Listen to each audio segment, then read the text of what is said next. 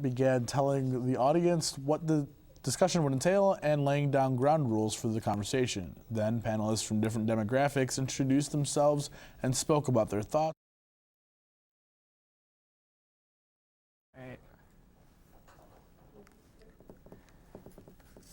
Let's see. All right, we finally got our first look at the new and improved animation of Sonic the Hedgehog from a self-titled movie this past week. You may remember that the first time seeing the famed Sega character in 3D was a disaster. Perhaps the director has moved at the speed of Sonic himself while creating the original version, as you can see with this.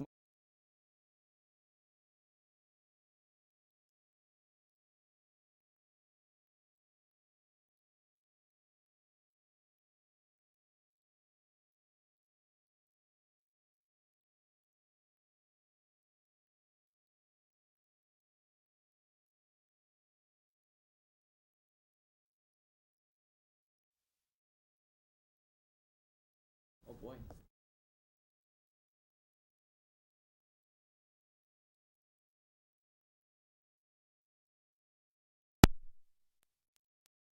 If you want to buy some, they're $1 for a little snack bag, and then $2, I think, for like a bigger sandwich bag.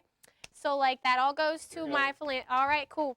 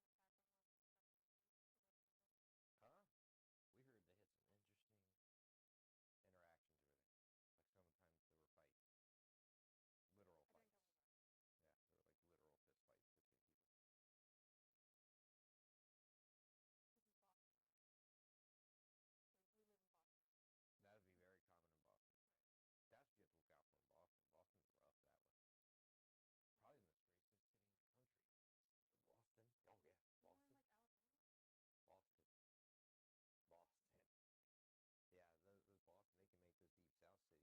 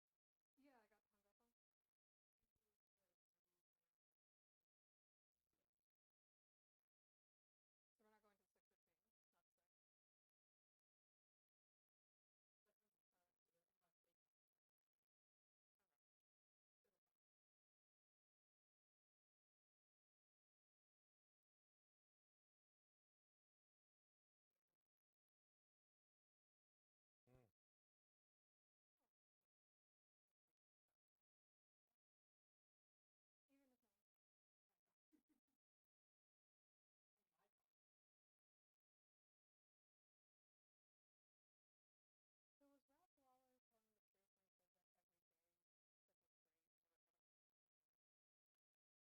Yeah, I got timed up on. So we're not going to 6:15, not 6. Mm. Even if no. So was Ralph Lawler telling the truth when he said that every day that was great or other Well, no, I can't. I mean, that may be the way he looks at it now. My brief experience when I was an intern going down to the Reds ballpark every day, it can be a grind. I think he was telling the truth when he said it wasn't so much calling the game, but the getting there and driving home is kind of a drag. Live from the Caterpillar Global Communications Center at Bradley University, this is BUTV News.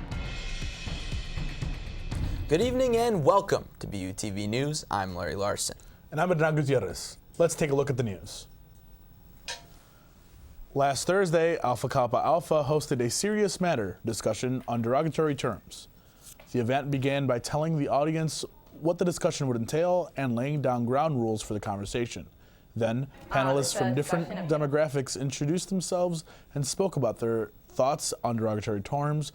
Corresponding secretary and hostess for the event, Lael Jones, told us the goal for this event. It's a panel discussion on derogatory terms. So we just wanted to create open dialogue about something that people don't usually talk about, make people get comfortable talking about things that we're uncomfortable talking about. So we had different minority communities come together and answer a few questions. Race and like how people look. For the rest of the discussion, the audience was free to ask questions and add on to what the panel had to say. It was a lively discussion that spurred small groups getting together after the event to continue the conversation. Dozens of students were able to donate their blood to the Red Cross at Markin yesterday and today from 12 to 5 p.m. The entire process of the donation takes about an average of an hour and 15 minutes to complete, but it is well worth the time. After the process is over, donors were given snacks and water to help rehydrate the body. If you didn't get a chance to donate the past few days, visit redcrossblood.org to register for a blood drive in your area. This past Thursday, Bradley welcomed 4 women to their Midwest Women's Artist Symposium to share how art can be seen in nature all around you. Artists Sarah Fitzsimmons, Jill Sebastian, Vivian Visser, and Sherry Sampson all have something in common when it comes to art, and that's nature. These artists each have a very unique style that can be seen all over the world. Art itself must have begun as nature, not as an imitation of nature, nor as formalized representation of it, but simply as the perception of relationships between humans and the natural world. While most of these artists' works are plant-based, artist Sarah Fitzsimmons bases her art around the ocean. Fitzsimmons has a strong love for the ocean and architecture. One of her pieces was of a bed placed in the ocean, because the ocean always felt like home to her. But later on, this piece of art quite literally became her real bed. Another piece she is most recognized for is her take on houses. She makes them from metal pipes and places them in open areas. Though these houses are all open, visitors still seem to enter using the front door. You know, what does it mean to have a house that can't offer protection or shelter or security? A house that welcomes the rain and the sun and the wind. Another artist, Vivian Visser, is one of the plant-based artists that spoke at the symposium. Her work is based mostly on trees, and she talked about the positive impact and importance of trees. Though her work may come off as scary, they represent personal relationships we have with others and how some may hurt us both on the in and outside. Some of the thorns point inside the vessel as well, so if you can imagine a person who's that angry is hurting themselves more than anyone else, probably. These women are a great inspiration for artists all over the country. They show that your sex and creativity levels should never stop you from doing what you love. If you would like to see more of their work, feel free to check out their websites. For BUTV News, I'm Josie Marin. Thanks, Josie. Last Sunday afternoon, the Bradley Preparatory School for the Youth hosted a guitar recital at the Dingledine Music Center. Several young guitarists came to showcase their guitar skills for students, family, and friends. Performances ranged from guitar solos to quintets, or in other words, 5 guitarists performing together at the same time. The recital was directed by Michael Hall, who has been teaching at Bradley since 1991. He is a dedicated teacher and musician who directs the school's guitar ensemble as well as the early music ensemble. If you're interested in learning about the Preparatory School of Youth or know someone interested in learning the guitar, you can contact him at mikehole@bradley.edu. Last week, Bradley's Visual Voices welcomed artist Karen McCoy, who, like artists before her, demonstrates the importance of art within nature. Based in Kansas City, Karen McCoy focuses her work on the relationship between nature and culture. In Italy, just after score a walk as you write a music composition. It's in progress. She does heavy research before and after her sculpture so that her work is not only meaningful to her, but to her audience. She also researches other artists whose main focus is based on nature as well. McCoy is very generous in sharing their works and ideas. Much like these artists, though, McCoy is very passionate that her art, and she hopes that people see more than a figure when they look at her work.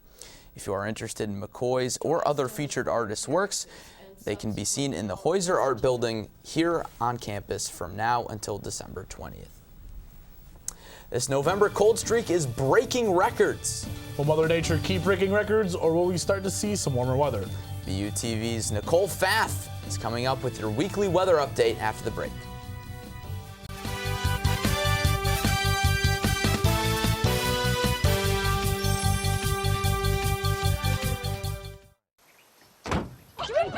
They'll test you. Try to break your will. But however loud the loudness gets, however many cheese puffs may fly, you're the driver, the one in control. Stand firm. Just wait. And move only when you hear the click that says they're buckled in for the drive. Never give up till they buckle up. Hey, it's Ava, and this is Tess from Vivo's Do It Yourselfie, where we recreate the hottest looks from today's biggest music videos. After cleaning out our closet, we have a lot of clothes we don't wear anymore. Like this old t-shirt. It's not garbage, it's actually a brand new rug. And to make it, all you need to do is cut, tie, and glue. Cut the t-shirt into strips. Tie the strips into knots. And glue the knots to the bath mat. I love it. Give your garbage another life. And recycle. There's one thing you can never have sex without. It's not something you buy. Or something you take. In fact, there's only one way to get it. It has to be given to you, freely. It's consent. Because sex without it isn't sex. It's rape. Consent. If you don't get it, you don't get it. It's on us to stop sexual assault. Learn how and take the pledge at itsonus.org. Oh! Checking your fantasy league? Nah, just my 401k statement. Nice. Where'd you find the money for that? I just been saving a little every month. I can't seem to save anything. Well, what about all this? What about the money you're spending? What money? It's gone before I can get my hands on it.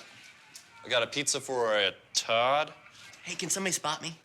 When it comes to financial stability, don't get left behind. It's 547. Get tools and tips for saving at feedthepig.org. Nicole, needless to say, it's cold out. I'm not enjoying it. I'm sure Hernan's not enjoying it. I know you're not enjoying it. Not at all. But we got this cute little video that one of our photographers made from this past Monday. Let's go ahead and take a look at that. All right, so this past Monday, we broke a 100-year-old record by just a few degrees late Sunday night, early Monday morning. Temperatures during the day reached about 9 degrees. Probably a lot colder with those cold winds coming in. I'll be quite honest, Braves. I was in several layers all day. Let's go ahead and take a look at our cloud graphic. All right, so over here towards the Peoria area in the middle of Illinois, we got that cold front coming in from the west. It'll be moving on towards the east, along with, we can see the snow coming in, the snow right here, going towards the east and going away from us, obviously. But we won't be seeing that anytime soon. And so because the cold front's going away, temperatures should be rising. Let's go ahead and look at our current temperatures. As we see, we're seeing some freezing temperatures below 32 degrees, about low 20s, high 20s, all within the Midwest. Nothing much to report here other than make sure you're looking out for yourself. Frostbite is a thing. Let's go ahead and look at our 5-day forecast. So Thursday and Friday, we'll be seeing some really low temperatures, 18 degrees, 20 degrees in the evenings. But during the day, we'll be seeing some high 30s, low 40s, a lot warmer than what we've been seeing the past 3 days. Be seeing a little bit more sunshine Friday and Saturday as we get into the weekend. But Sunday and Monday, we'll be seeing a little bit of clouds, but temperatures will be just okay. And now it's time for your entertainment news with Jonathan Michael. By now, you've probably heard of TikTok, the crazily popular app that has been reigning on top of the App Store's charts for weeks. The platform for short video making has been the basis of popularity for many dances, songs, and memes, but just how has it climbed its way to the summit? For many, the app likely reminds them of Musical.ly, which ceased last year. The reason behind its popularity is because it belongs to China's social media suite ByteDance, the richest privately owned company in the world. ByteDance ended Musical.ly, merged it with TikTok, and the rest is history. It's not come without controversy, though, as the app had to pay a $5.7 million fine for illegally collecting personal information for users under 13. This has not muted its boom of popularity, as seemingly everyone has the potential to attract thousands of views and be the next star they never knew they could be. We finally got our first look at the new and improved animation of Sonic the Hedgehog from his self-titled movie this past week. You may remember that the first time seeing the famed Sega character in 3D was a disaster. Perhaps the directors moved at the speed of Sonic himself while creating the original version, as you can see, with his smaller eyes, too realistic of a nose, and more teeth than we are used to seeing. Needless to say, nearly everyone complained about the inaccurate depiction. It was the most roasted movie animation in recent memory. Sonic the Hedgehog's director Jeff Fowler apologized for the mishap, saying, quote, "The message is loud and clear. If you aren't happy with the design and you want changes, it's going to happen." Moviegoers welcomed Fowler's apology and praised the new, much-needed animations. The movie will be available in theaters February of 2020. Thanksgiving is on the horizon, and all of us at Bradley are sure to be anticipating the tantalizing home-cooked foods like turkey, mashed potatoes, and Mom's special casserole. But there's always that one food that we think is overrated, right? An online Harris poll surveyed 2,000 Americans, and 68% of them said that they eat at least one Thanksgiving food only because it's traditional. What are the main culprits? Cranberry sauce leads the way, followed closely by green bean casserole, sweet potatoes, and pumpkin pie. What's the solution? Maybe this Thanksgiving, add a new citrus sauce to your cranberries or some ice cream on your pie. 10 years after the release of the new 2009 movie Zombieland, now is a sequel, Zombieland Double Tap, which is just like the original, is a mix of horror, comedy, and action. Set in a post-apocalyptic world, it follows the family of the grizzled veteran Tallahassee, the quirky yet confident Columbus, the bold, spunky Wichita, and the newly grown-up Little Rock. They live in the now-abandoned White House, fighting off zombies, seemingly the only other living, or non-living thing for that matter. Little Rock leaves with a newfound lover, and Wichita doesn't know where her younger sister has gone. She sets out to find her along with Columbus and Tallahassee. Sparked by Wichita's lead that her sister is at Elvis's mansion Graceland, the trio pick up a stereotypical blonde in Madison, as well as other companions along the way. Tiny, big, tiny! She is adorable. While a few characters succumb to the zombies, Wichita, Columbus, and Tallahassee eventually find her in a hippie paradise called Babylon with their new boyfriend, Berkeley.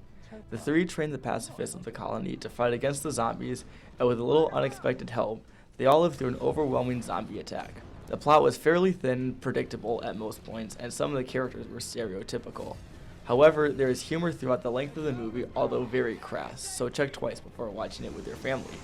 The end of the movie reveals a common, somewhat cheesy theme, but for those who don't like extremely scary horror movies, it's right up your alley. Other than the humor, the movie doesn't contain any award-winning features, but it was a nice change of pace in movie and still enjoyable. It worked. Also, be sure to stay a few minutes after the movie to watch the pre-credit scene with Bill Murray. It's pretty good. Jonathan, that was a good review, but I want to go back to the Thanksgiving food topic. I'm a big fan of cranberry sauce. I am too, Larry. I'm surprised. I don't know why people don't like it. It's good stuff. You like it, Nicole? Oh, yeah. See, it's good. The Business and Engineering Convergence Center is finally finished after 2 years of construction and plenty of hard work. But who are the people that help make the BECC possible? The latest edition of Someone You Should Know is coming up after the break.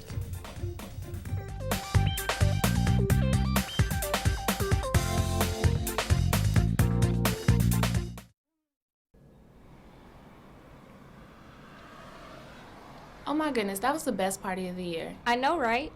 It's getting late. I don't want to walk home alone. Too bad we live in two separate directions.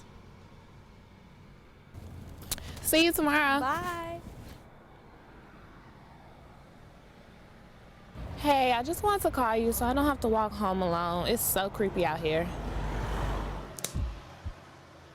I thought I heard something, like someone following me. I'm gonna call you back.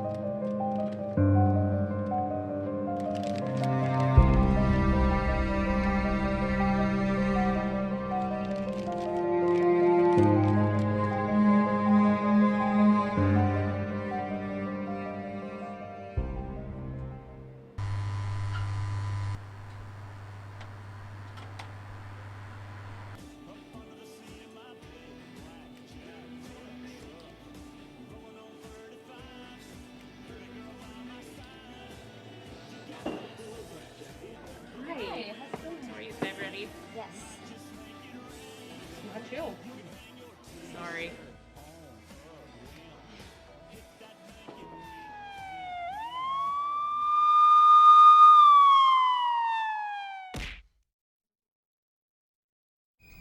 Sign-ups for classes have already begun, but you may still be stuck on what your best options will be for classes next semester. Dr. Joshua Dickhouse is a communications professor here at Bradley, and he will be joining us today to tell us about the classes he will be offering for students next semester. Here's Deanna Cantu, joined by Dr. Dickhouse here in the GCC to tell us about what he is offering this spring. Thanks, guys. Tonight I'm joined by Dr. Josh Hickhouse, Director of Charlie Steiner School of Sports Communication. Dr. Hickhouse, thank you so much for joining us. Happy to be here. So tell us more about your role here in the communication department and what classes you've taught so far this semester. Okay, well, we'll start the classes that are easier.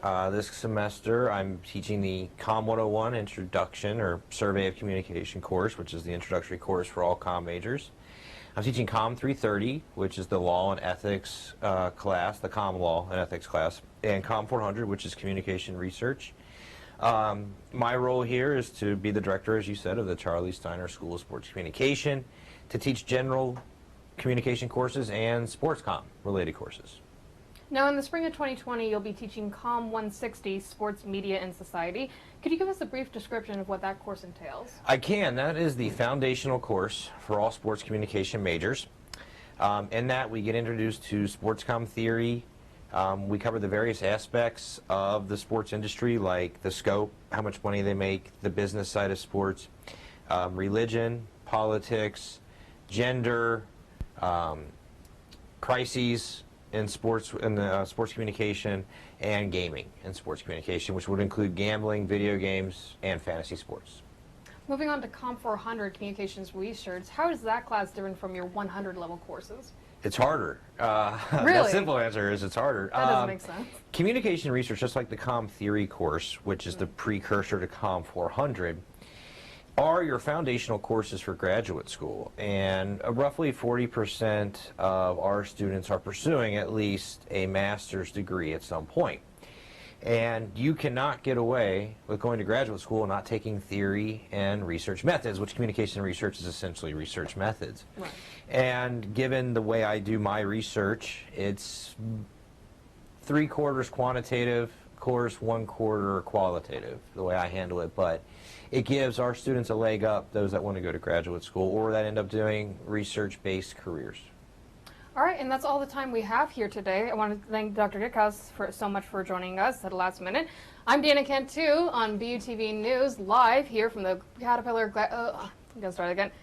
Global Communications Center. Back to you guys in the studio. Thanks, Deanna. The new Business and Engineering Convergence Center has officially completed its first phase and now houses state-of-the-art technology for a new generation of students. But what about the hundreds of thousands of construction hours put into making this building a reality? As if we don't work hard enough, here's Deanna Cantu again with this week's edition of Someone You Should Know.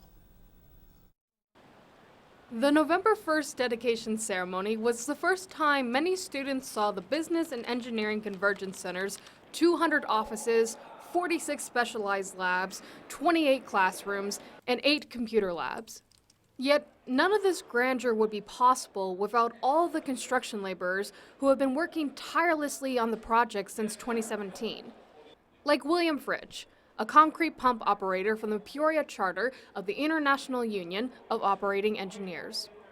So a typical day for me, we would start pumping concrete roughly about 3 a.m. in the morning, and we would continue to pump concrete until that specific job was done. And a lot of times we could be done 3:30 or 5 at night.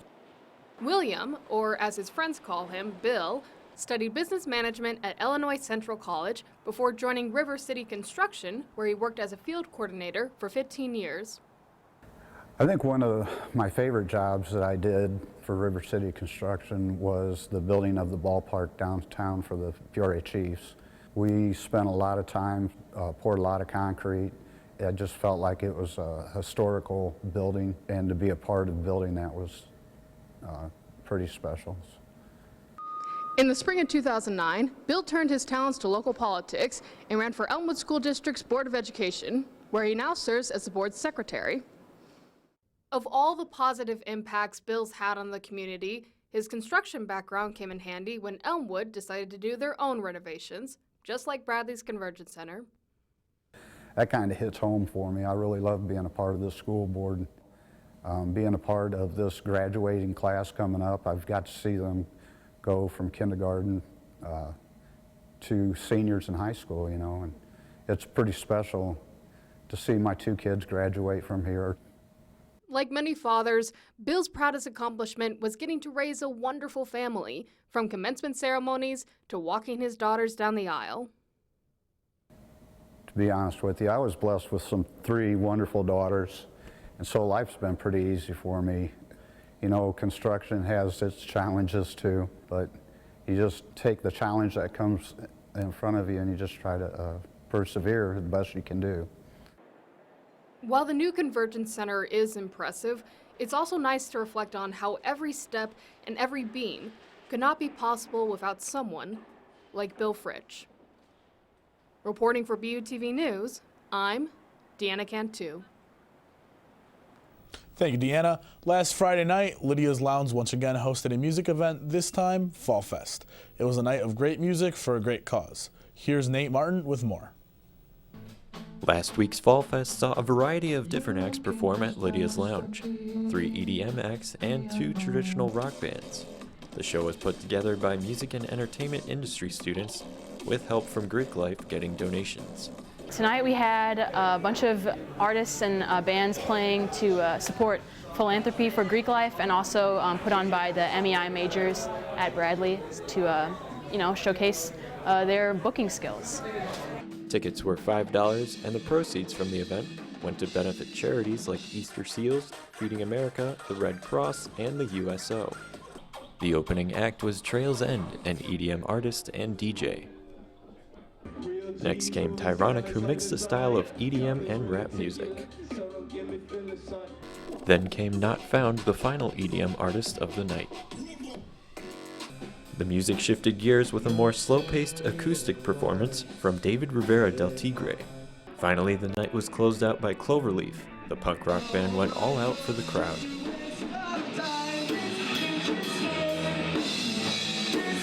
Fall Fest brought in a lot of great talent and all for a good cause.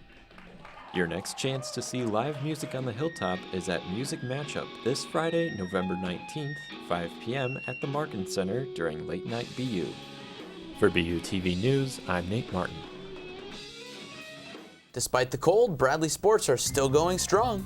BUTV's Cody Roskins with your sports update after the break.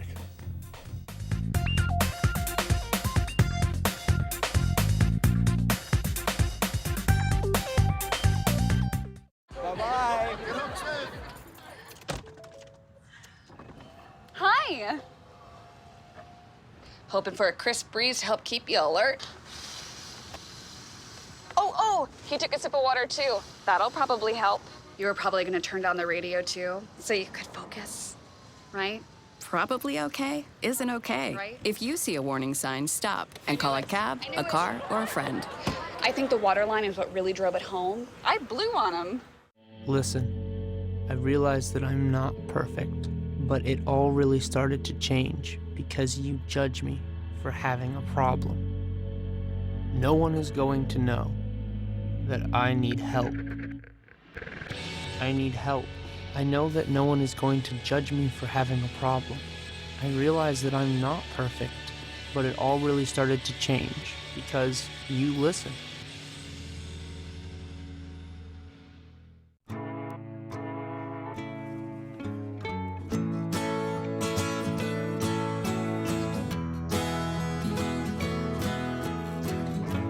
Wake the sun, tell him that I've begun to dream of things to come, and tell the trees not to look for me. I'm going to find some peace of mind. Wake the sun, wake the sun, wake the sun, wake the sun.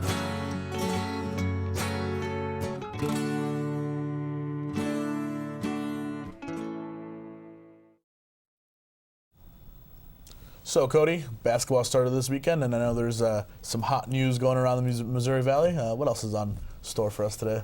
Well, like you said, we had basketball start this last weekend. Soccer currently underway tonight, expecting some big results from them. Volleyball hits the road once again, and just a lot going on so far in Bradley sports. Definitely, yeah. The men's basketball team hosted the Jaguars of IUPUI last Saturday in the home opening basketball game of the season. The night was filled with lots of energy, with the addition of the 2019 MVC Tournament Championship and NCAA tournament berths being added to the walls of Carver Arena. All of this, of course, would not be undone by the game itself. We take you live now, past filming to Carver Arena. As you see Deanna Kingsby here, driving into the lane, stopping off two, and a layup. So we flip it now to later action. Bradley now on the defensive end against the Jaguars. Elijah Childs on defense, driving into the lane. IUPUI would score. Coming down the stretch now, Darryl Brown dishes it off to Elijah Childs for the two-hand slam. Childs would total up 15 rebounds on the night, as well as scoring in double figures.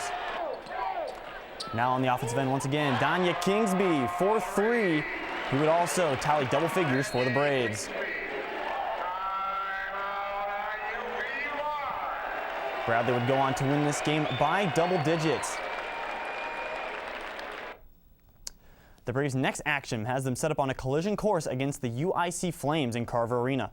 The Braves are looking to win their second game of the season and start the year strong, especially after a historic upset from the bottom of the MVC, as the Evansville Purple Aces, who were projected to finish 8th in the MVC, beat the Kentucky Wildcats, who were at the time the #1 team in the nation. The men's soccer team opens the postseason tonight in the MVC tournament as they take on the Purple Aces from Evansville.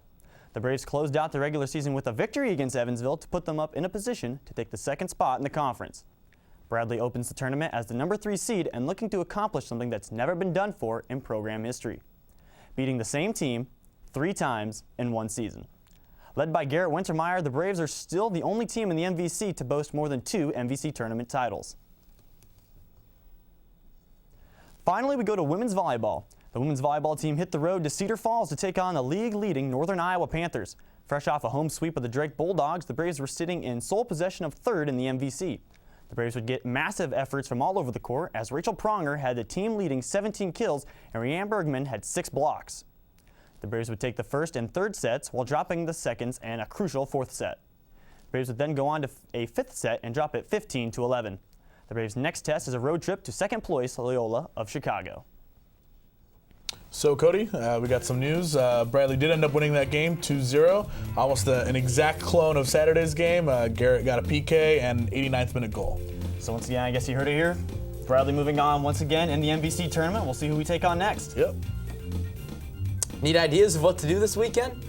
A look around of what's going on campus after the break.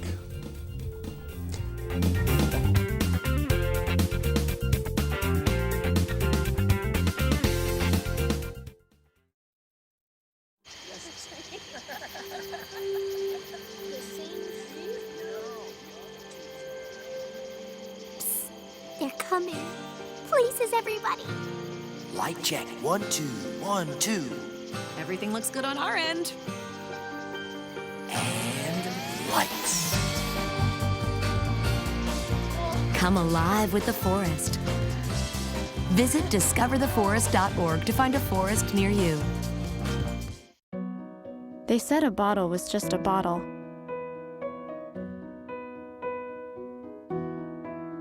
That no one would ever notice me.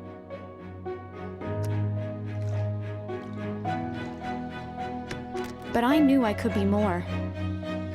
That one day, I would make people smile.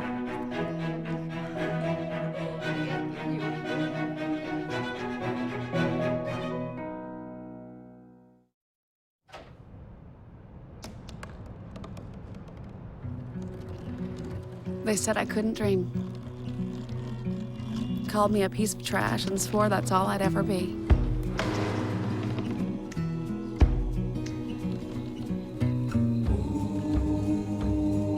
Said a bottle couldn't see the ocean.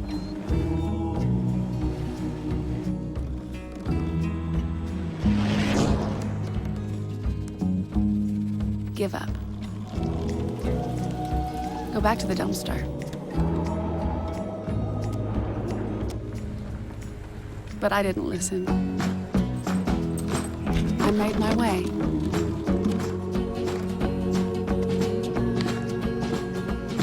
And now, I am what I've always wanted to be.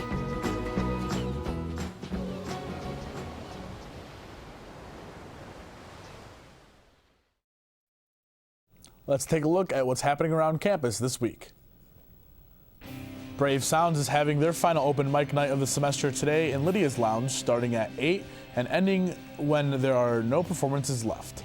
Everyone is welcome as long as you can perform it. Late Night BU is this Friday. As always, late night will be held in the Markin Recreation Center from 9 p.m. to 1 a.m. This late night is focused around Peoria natives. Meet the artists, businesses, musicians, and restaurants that call Peoria their home. Other features include an LED dance floor, wreath decorating, canvas painting, inflatables, and midnight pizza. The Sociology Club will be selling and delivering brownies this Friday and Saturday from 8 to 12 a.m.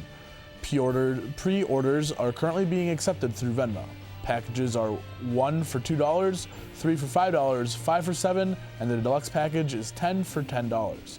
Their pre-order delivery form is available at the website on your screen. Well, that's it for BUTV News this week. I'm Hernan Gutierrez. I'm Cody Roskins. I'm Jonathan Michael.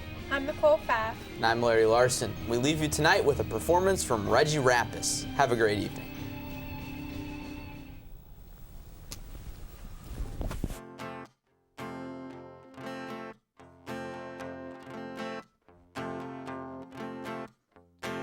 My house in Budapest, my hidden treasure chest, golden grand piano, my beautiful Castillo, you,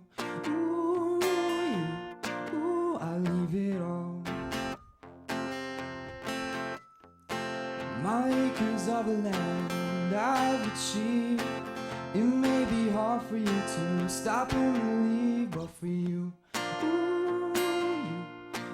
I leave it all. For you, I leave it all. So give me one good reason why I should never make a change. And baby, if you hold me, then all of this will go away. Just give me one good reason why I should never make a change. My friends and family, they don't understand.